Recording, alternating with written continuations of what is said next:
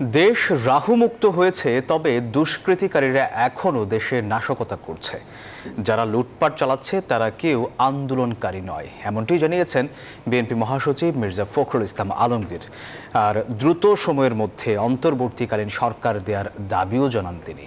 অন্যদিকে সারা দেশে হামলা ঠেকাতে সবাইকে সোচ্চার থাকার আহ্বান জানান গণতন্ত্র মঞ্চের নেতারা। আর যেন স্বৈরাচারী কর্তৃত্ববাদিতা ফিরে না আসে সেই ব্যাপারে সচেষ্ট থাকার আহ্বান জানান সুজন সভাপতি।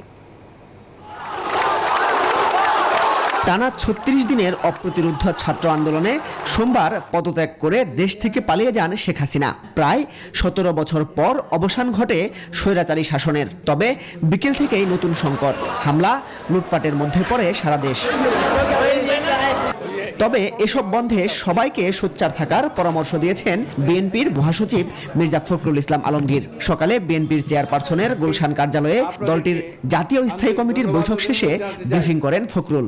বিভিন্ন প্রতিষ্ঠানে প্রতিশোধমূলকভাবে অগ্নিসংযোগ করছেন, লুটপাট করছেন, বাড়িঘরে হামলা করছেন, এটা দয়া করে অবিলম্বে এই মুহূর্ত থেকে বন্ধ করুন।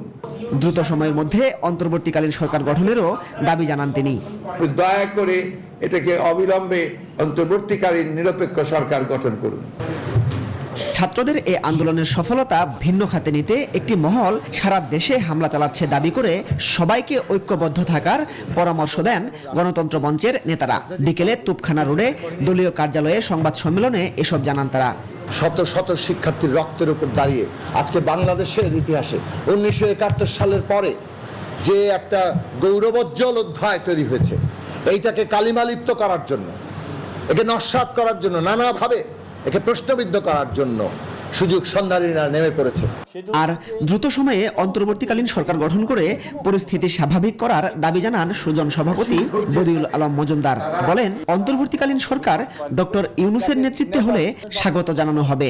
রাজনৈতিক দলগুলো শিক্ষা গ্রহণ করবে অতীতে যা ঘটেছে, এবং এই শিক্ষা গ্রহণ করে তারাও দায়িত্বশীল আচরণ করবে, এবং তারাও সবাই মিলে আমরা একটা সুন্দর ভবিষ্যতের দিকে যাব।